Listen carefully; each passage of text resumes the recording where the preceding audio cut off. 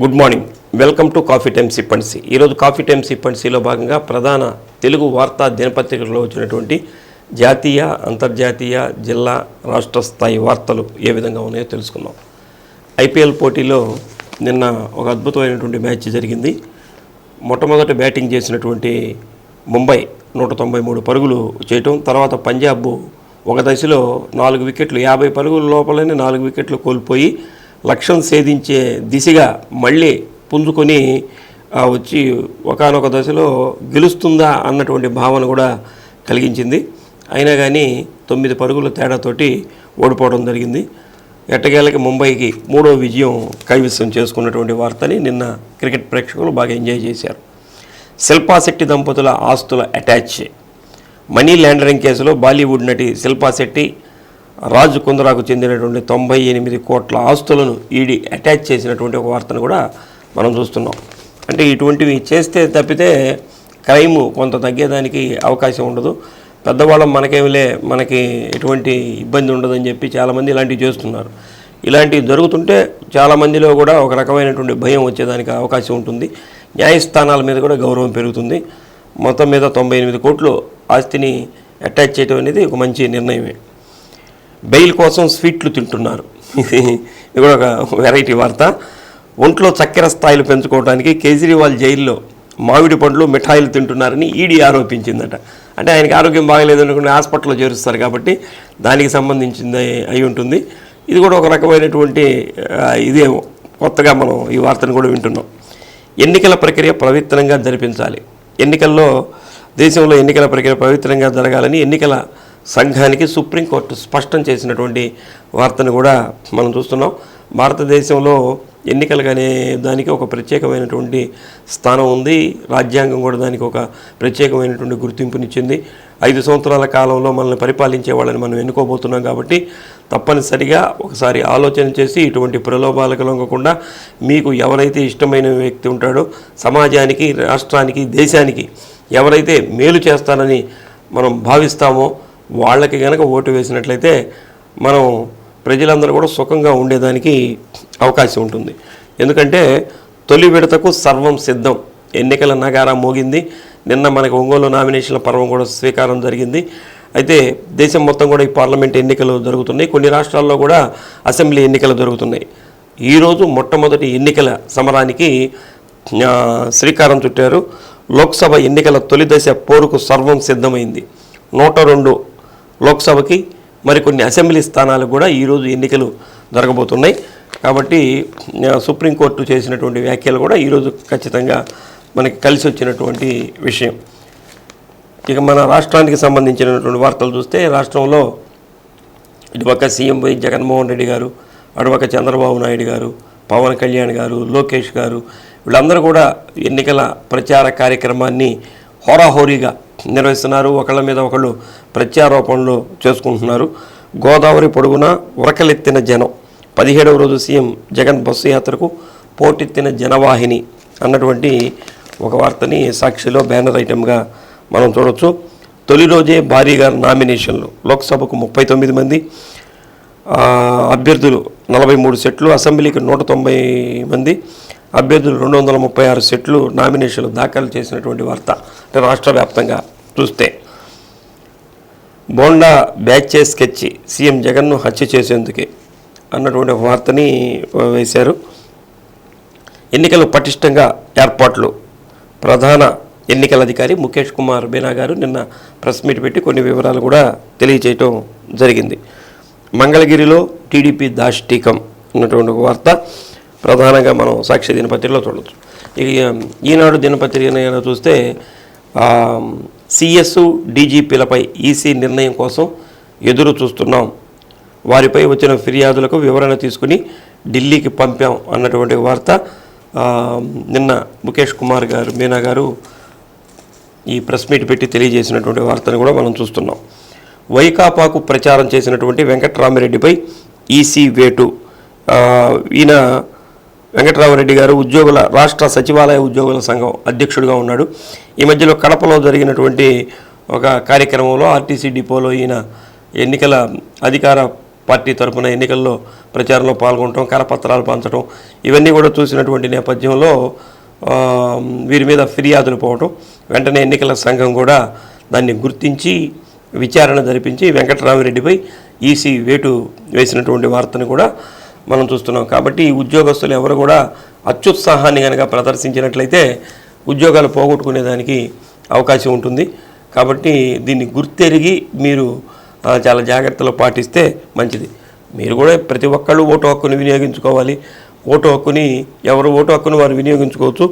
ఇలా బహిరంగంగా గవర్నమెంట్ ఉద్యోగాలు చేస్తూ ఈ విధంగా చేస్తే రాష్ట్ర అధ్యక్షుడి మీదే వేటుపడింది. కాబట్టి సాధారణ ఉద్యోగుల సంగతి మనం చెప్పాల్సినటువంటి అవసరమే లేదు. ఇక ఆంధ్రజ్యోతి దినపత్రికను చూస్తే ఉండి నుంచే రఘురాము పోటీ. ఈ రఘురామరెడ్డిది RRRది ఒక పెద్ద చర్చనీయాంశమైనటువంటి అంశంగా మారింది. టీడీపీ జిల్లా అధ్యక్షుడిగా మంతిన 4 అసెంబ్లీ అభ్యర్థుల మార్పు, ఉండి నుంచే రఘురామరెడ్డి పోటీ అన్నటువంటి ఒక వార్త కూడా మనం చూస్తున్నాం. ఇంకొక ఆసక్తికరమైనటువంటి వార్త ఏమిటంటే ఈ నెల 30వ తేదీ వరకు వివేక హత్యే ఊసి ఎత్తొద్దు అని షర్మిల, సునీత, బాబు, లోకేష్కు కడప జిల్లా కోర్టు ఆదేశాలు జారీ చేసినటువంటి ఒక వార్తను కూడా చూస్తున్నాం. ఎన్నికల ప్రచారంలో దానికి సంబంధించినటువంటి మాటలు మాట్లాడొద్దని చెప్పి ఒక వ్యాఖ్యలు చేసినటువంటిది కూడా ప్రధానంగా చూస్తున్నాం. ఇక నిన్న ఒక సంచలనాత్మకమైనటువంటి వార్త మనకి మీడియా అన్నింటిలో కూడా హల్చల్ చేసింది. మంత్రి పెద్దిరెడ్డిపై మాజీ సీఎం నల్లారి కిరణ్ కుమార్ రెడ్డి గారు చేసినటువంటి వ్యాఖ్యలు. ఆ రోజు నేను సీఎం కావటానికి కాంగ్రెస్ పార్టీ వాళ్ళ పెద్దలే కాళ్ళు పట్టుకున్నానని చెప్పి పెద్దిరెడ్డి వారి మీద ఏదో వ్యాఖ్యలు చేసినట్లు, దానికి నిన్న కిరణ్ కుమార్ రెడ్డి గారు స్పందిస్తూ డీసీసీ అధ్యక్ష పదవికే నువ్వు నా కాళ్ళు పట్టుకున్నావు, అది మర్చిపోయావా అన్నటువంటి బహిరంగంగా వారు ఆ వ్యాఖ్యలు చేయటం కూడా నిన్న మీడియాలో హల్చల్ చేసింది. ఎక్కువ మంది కూడా ఆ వార్తని వీక్షించారు. తర్వాత షర్మిల గారు కూడా ఉత్సాహంగా వారు ఎన్నికల ప్రచారం చేస్తున్నారు. బటన్ నొక్కుడంతా జగన్మాయ, వైఎస్ఆర్ కాంగ్రెస్ పార్టీలో వైఎస్ఆర్ లేరు అన్నటువంటి ఒక వ్యంగ్యంగా వార్తని వ్యాఖ్యలు చేశారు. శ్రీ సత్యసాయి జిల్లా మనసిరలో బహిరంగ సభలో మాట్లాడినటువంటి షర్మిల. ఇది రాష్ట్ర స్థాయిలో, జాతీయ స్థాయిలో ఉన్నటువంటి వార్తలు. ఇక జిల్లా స్థాయి వార్తలు కనుక చూస్తే నిన్నటి నుంచి ఎన్నికలకు సంబంధించిన నామినేషన్ల పర్వం ప్రారంభమైంది.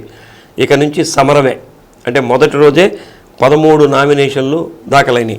ఒంగోలు ఎంపీ అభ్యర్థిగా, టీడీపీ అభ్యర్థిగా పోటీ చేస్తున్నటువంటి మాగుంట శ్రీనివాసులు గారు నిన్న ప్రారంభం రోజే ఆయన నామినేషన్ దాఖలు చేయడం జరిగింది. సాదాగా వచ్చి ఒక 5గురిని మాత్రమే అలౌ చేస్తున్నారు లోపలికి. కాబట్టి వాళ్ళు 5గురుగా వచ్చి నామినేషన్ని దాఖలు చేశారు. నిన్న దశమి కాబట్టి, మంచి రోజు కాబట్టి, ఈరోజు కూడా ఏకాదశి కాబట్టి ఎక్కువ మంది నామినేషన్ దాఖలు చేసేదానికి అవకాశం ఉంటుంది. ఒంగోలు పార్లమెంట్ అభ్యర్థిగా వారు నిన్న కలెక్టర్ గారిని కలిసి వారి నామినేషన్ని దాఖలు చేశారు. అలానే వారి సతీమణి మాగుంట గీత కూడా గీత గారు కూడా మరొక సెట్ని వారు కూడా నామినేషన్ దాఖలు చేయడం జరిగింది.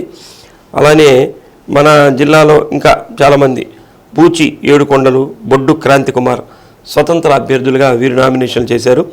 దర్శి అసెంబ్లీ నియోజకవర్గం నుంచి వైసీపీ అభ్యర్థిగా బూచేపల్లి శివప్రసాద్ రెడ్డి గారు మరొక సెట్టు నామినేషన్ చేస్తే వారి సతీమణి నందిని బూచేపల్లి మరో 2 సెట్లు కూడా వారు దాఖలు చేసినటువంటి వార్తను చూస్తున్నాం. అలానే మందా మీనా స్వతంత్ర అభ్యర్థిగా, పి కొండారెడ్డి కాంగ్రెస్ పార్టీ అభ్యర్థిగా నామినేషన్ చేశారు. కనిగిరి అసెంబ్లీ నియోజకవర్గం నుంచి వైసీ అభ్యర్థిగా దద్దాల నారాయణ యాదవ్ గారు ఒక సెట్టు నామినేషన్ దాఖలు చేయడం జరిగింది. అలాగే సంతనూతలపాడు నియోజకవర్గం నుంచి బీఎస్పీ అభ్యర్థిగా కైలా వెంకట్రావు, ఒంగోలు అసెంబ్లీ నియోజకవర్గం నుంచి ఆసోది శంకర్ రెడ్డి స్వతంత్ర అభ్యర్థిగా నామినేషన్ దాఖలు చేశారు. కొండపి నియోజకవర్గం నుంచి కాంగ్రెస్ పార్టీ అభ్యర్థిగా శ్రీపతి సతీష్ వారు కూడా నామినేషన్ చేయడం జరిగింది. గిద్దలూరు అసెంబ్లీ నియోజకవర్గం నుంచి జాతీయ చేతి వృత్తుల ఐక్యవేదిక తరపున ఈవి సురేష్ బాబు ఒక సెట్ నామినేషన్ చేసింది. ఇది నిన్న నామినేషన్ల పర్వం. మొత్తం మీద ప్రారంభంలోనే ఉత్సాహంగా ఒక 13 నామినేషన్లు వేయటం జరిగింది. ప్రధాన పార్టీల నుంచి అలానే ఇండిపెండెంట్లుగా కూడా నామినేషన్లు దాఖలు చేసినటువంటి వార్తని మనం ప్రధానంగా చూస్తున్నాం. ఇప్పుడు అన్ని పార్టీలు కూడా ఎన్నికల ప్రచారాన్ని చేస్తున్నాయి. నిన్న బాలినేని శ్రీనివాసరెడ్డి గారు వారి సతీమణి బాలినేని శచీదేవి గారు, వారి కోడలు శ్రీకావ్య గారు కూడా నగరంలో ఎన్నికల ప్రచారం నిర్వహించారు. బాలినేని శ్రీనివాసరెడ్డి గారు 16వ వార్డులో, 24వ డివిజన్లో శచీదేవి గారు, 4వ డివిజన్లో శ్రీకావ్య గారు ఎన్నికల ప్రచారం నిర్వహించి 5 ఏళ్ల జనరంజకమైనటువంటి పాలనని జగన్మోహన్ రెడ్డి గారు అందించారు. కాబట్టి మళ్ళీ మరొకసారి అవకాశాన్ని కల్పించాలని చెప్పి వారు కోరినటువంటి వార్తను కూడా చూస్తున్నాం. ఒంగోలులో పట్టపగలు ఆర్టీసీ బస్టాండ్ పక్కన ఏదైతే ఏటీఎం కౌంటర్లో డబ్బులు పెట్టడానికి వచ్చేటటువంటి వ్యాన్లో నుంచి 64 లక్షల రూపాయలు లూటీ అయినటువంటి వార్తని ప్రధానంగా చూస్తున్నాం. మనకి ఆర్టీసీ డిపో పక్కనే రోడ్లో ఒక పెట్రోల్ బంక్ ఉంది. ఆ పక్కనే బ్యాంక్స్ కూడా ఉన్నాయి.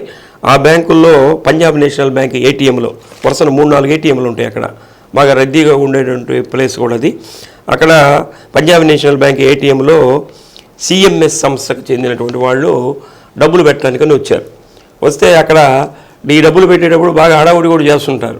చుట్టూ సెక్యూరిటీ గార్డులు నిలబడటం, ఆ పోయే వాళ్ళని పక్క నుంచి పంపించడం, ఇవన్నీ కూడా హడావుడి చేస్తారు.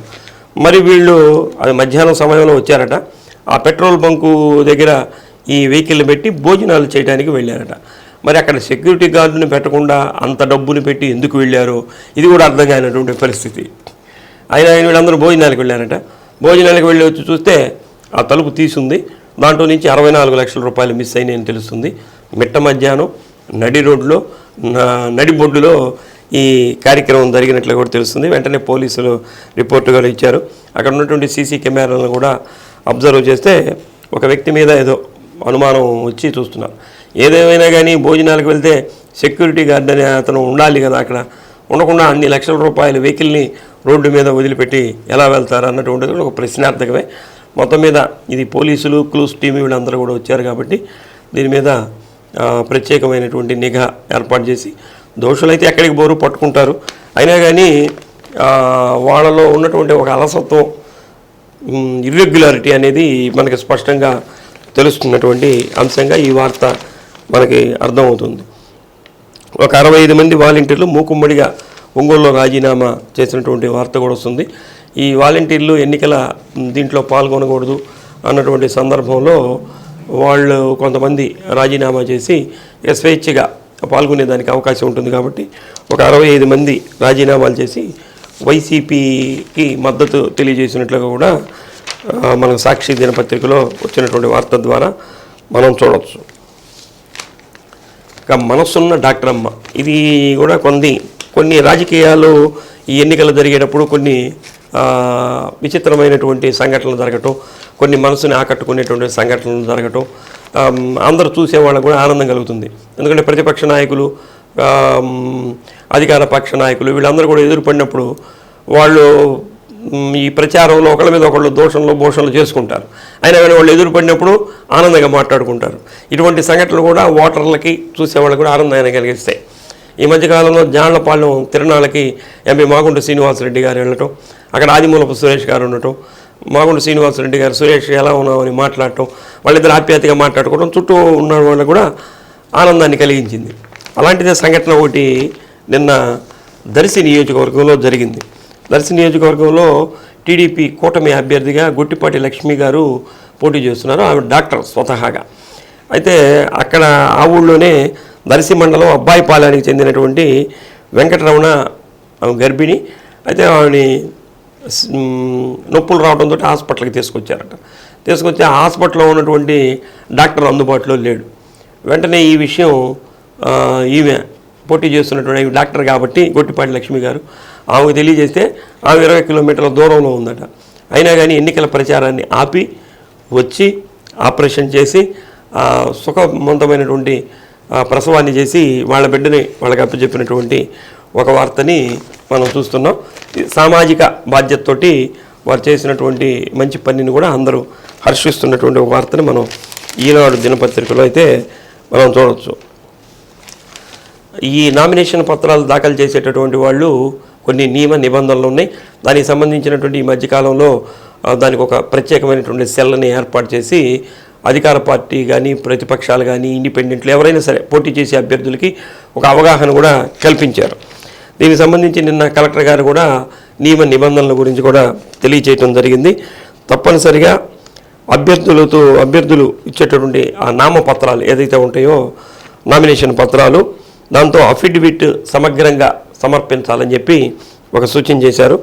పార్లమెంటుకు పోటీ చేసేటటువంటి అభ్యర్థులు 25,000 రూపాయలు డిపాజిట్ కట్టాలి. అలానే అసెంబ్లీకి పోటీ చేసేటటువంటి అభ్యర్థులు 10,000 రూపాయలు డిపాజిట్ కట్టాలి. ఏమిటంటే ఈ డిపాజిట్ అంటే మనం ఎన్నికలు అయిపోయిన తర్వాత పలాని పార్టీ వాళ్ళు డిపాజిట్ కోల్పోయారంటారు చూసారా, కొంతవరకు వాళ్ళకి ఇన్ని శాతం ఓట్లు వస్తే మన డిపాజిట్ మళ్ళీ మనకి తిరిగి ఇస్తారు. అదేమి గవర్నమెంట్ తీసుకునేది కాదు. డిపాజిట్ కోల్పోవడం అంటే అసలు వీళ్ళకి రావాల్సినటువంటి ఓట్లు కనీస ఓట్లు కూడా రాకపోతే ఆ డిపాజిట్లు ని గవర్నమెంటే తీసుకుంటుంది. అది డిపాజిట్ కోల్పోవటం అంటే. కాబట్టి పార్లమెంటుకి పోటీ చేసేవాళ్ళు 25,000 రూపాయలు డిపాజిట్ కట్టాలి. అలానే అసెంబ్లీకి పోటీ చేసేవాళ్ళు సెక్యూరిటీ డిపాజిట్ రూపంలో దీన్ని చెల్లించాలని కూడా తెలియజేస్తున్నారు. అలానే బ్యాంకు ఖాతా వివరాలు కూడా తెలియజేయాలని చెప్పి చెప్తున్నారు. తాజా అఫిడవిట్ ఫారం 26 నామపత్రాలు మాత్రం వినియోగించాలని చెప్పి చెప్తున్నారు. రేపు 25 వరకు కూడా నామినేషన్లు స్వీకరిస్తారు. అయితే 21వ తేదీ సెలవు ఉంది కాబట్టి ఆ ఒక్కరోజు నామినేషన్లు స్వీకరించాలని చెప్పి కలెక్టర్ గారు స్పష్టంగా చెప్పడం జరిగింది. ఎంపీ మాగుంట శ్రీనివాసులరెడ్డి గారు నిన్న మొట్టమొదటి నామినేషన్ని దాఖలు చేశారు. వారు నామినేషన్ దాఖలు చేసిన తర్వాత మొట్టమొదటగా అల్లూరు గ్రామం నుంచి ఎన్నికల ప్రచారం నిర్వహించడం అని చెప్పి వాళ్ళ కుటుంబం నుంచి వస్తున్నటువంటి ఆచారం. 1991లో మాగుంట సుబ్బరామిరెడ్డి గారు రాజకీయ రంగ ప్రవేశం చేసినప్పుడు కూడా ఆయన నామినేషన్ దాఖలు చేసిన తర్వాత మొట్టమొదటగా అల్లూరు గ్రామంలో, కొత్తపట్నం మండలం అల్లూరు గ్రామంలో వారు ఎన్నికల ప్రచారం ప్రారంభించారు. అదే ఆచారాన్ని తర్వాత పార్వతమ్మ గారు, తర్వాత మాగుంట శ్రీనివాసులరెడ్డి గారు వాళ్ళు ఎప్పుడు పోటీ చేసినా నామినేషన్ దాఖలు చేసిన తర్వాత అక్కడ సమావేశం నిర్వహించడం ఆనవాయితీ. నిన్న మాగుంట శ్రీనివాసులరెడ్డి గారు నామినేషన్ దాఖలు చేసిన తర్వాత వారు కూడా అల్లూరు గ్రామంలో వెంకటేశ్వర స్వామి గుడిలో పూజలు చేసి అక్కడ ఎన్నికల ప్రచారాన్ని కూడా ప్రారంభించినటువంటి వార్తని ఒకటి మనం చూస్తున్నాం. ఇక ఈ నామినేషన్ల పత్రాల వేడి, రాజకీయ నాయకుల మాటల వేడి, వీటితో పాటు సూర్య ప్రతాపం కూడా బాగా పెరిగిపోయింది. మొన్న 4 రోజులు పర్వాలేదనిపించింది, మళ్ళీ 4 రోజుల నుంచి ఎండల తీవ్రత పెరిగింది. నిన్నైతే ఇంకా విపరీతంగా కూడా ఎండ ఉన్నటువంటి సందర్భం మనకు కనిపిస్తుంది. మన జిల్లాలో మార్కాపురంలో అత్యధికంగా 45 డిగ్రీల ఎండ కాసిందంటే ఇది సాధారణమైనటువంటి ఎండ కాదు. ఇది మే నెలలో, మే చివరిలో బాగా ఎండలు వచ్చినప్పుడు మనకి ఇంత ఉష్ణోగ్రత రావాలి, కానీ ప్రారంభంలోనే ఇంత ఉష్ణోగ్రత వచ్చింది. జిల్లా వ్యాప్తంగా కూడా అన్ని ప్రాంతాల్లో 42 డిగ్రీలకు పైనే ఎండ కనిపించింది. నిన్న మనకు కూడా 42 డిగ్రీలు ఉండే ఉంటుంది. కాబట్టి ఈ సూర్యతాపానికి ప్రజలు కూడా డీహైడ్రేషన్కి గురి కాకుండా జాగ్రత్తలు తీసుకోవాలని చెప్పి మనకి వైద్య ఆరోగ్య శాఖ అధికారులు కూడా సూచన చేస్తున్నారు. ఇంకా స్కూల్స్కి సెలవులు ఇవ్వటం, మళ్ళీ స్కూల్స్ జూన్ 12వ తేదీ ప్రారంభించడం, ఇవన్నీ కూడా మనకి తెలిసినటువంటి విషయమే. అయితే ఈ పాఠశాలల్లోనే కొత్తగా 11 హై స్కూళ్ళకి ఒక దీన్ని ఇచ్చారు, ప్లస్ హై స్కూల్ ప్లస్ అన్నటువంటి హోదాని కూడా ఇచ్చారు. అంటే జూనియర్ కళాశాలలుగా ఈ పాఠశాలలనే మారుస్తారనమాట. అంటే ఇది 10th క్లాస్ వరకే ఉండేది, ఇప్పుడు ఇంటర్మీడియట్ కూడా ఉంటుంది. దీనికి సంబంధించి 11 పాఠశాలల్ని మళ్ళీ కొత్తగా పాఠశాల విద్యాశాఖ ఎంపిక చేయడం జరిగింది. దీంట్లో కో ఎడ్యుకేషను ఉంటుంది. దీంట్లో ఎంపీసీ, బైపీసీ, సిఈసీ కోర్సులు కూడా ఉంటాయి. గతంలో ఇప్పటికే 9 పాఠశాలల్లో ఈ జూనియర్ కళాశాలలు కూడా ఏర్పాటు చేశారు. ఇప్పుడు కొత్తగా మళ్ళీ 11కి రాబోయే విద్యా సంవత్సరంలో ఏర్పాటు చేస్తున్నారు. అంటే మొత్తం మీద ఒక 20 అవుతాయి. దీనికి సంబంధించి జరుగుమల్లి మండలం కామేపల్లి, వెలిగండ మండలం పందువ నాగులవరం, గిద్దలూరు మండలం మొండపాడు, బేస్తవారపేటలోని బాలూరు హై స్కూలు, అలానే హనుమంతునిపాడు, కొనకన్నమెట్ల, కొత్తపట్నం, మనకి పక్కనే ఉన్నటువంటి కొత్తపట్నంలో కూడా స్కూల్ని కళాశాలగా మారుస్తున్నారు. కురిచేడు, పుల్లల చెరువు, ఈ పక్కన ఉన్నటువంటి సంతనూతలపాడు, తర్లుపాడు జడ్పీ ఉన్నత పాఠశాలల్లో ఈ +2 అన్నటువంటిది కూడా ఏర్పాటు చేస్తున్నటువంటి వార్తని మనం ప్రధానంగా చూడవచ్చు. ఇక మిగతా వార్తలు చూస్తే ఎక్కడెక్కడ నామినేషన్లు చేసింది, ఎక్కడెక్కడ వీళ్ళందరూ ఎన్నికల ప్రచారం నిర్వహిస్తుంది, వాళ్ళ ప్రభుత్వం కనుక గెలిస్తే ఏ విధమైనటువంటి అభివృద్ధి కార్యక్రమాలు చేస్తాం, ఇవన్నీ కూడా టీడీపీ నుంచి వైసీపీలోకి చేరినటువంటి వార్తలు, వైసీపీలో నుంచి టీడీపీలోకి చేరినటువంటి వార్తలు, ఇవన్నీ కూడా రెగ్యులర్గా అన్ని వార్తా దినపత్రికల్లో ఉన్నాయి. ఇది ఈరోజు కాఫీ టైమ్ సిప్పన్సీలో ప్రధానంగా ఉన్నటువంటి వార్తలు. రేపటి కాఫీ టైమ్ సిప్పన్సీలో మళ్ళీ కలుద్దాం. అంతవరకు సెలవు. నమస్కారం.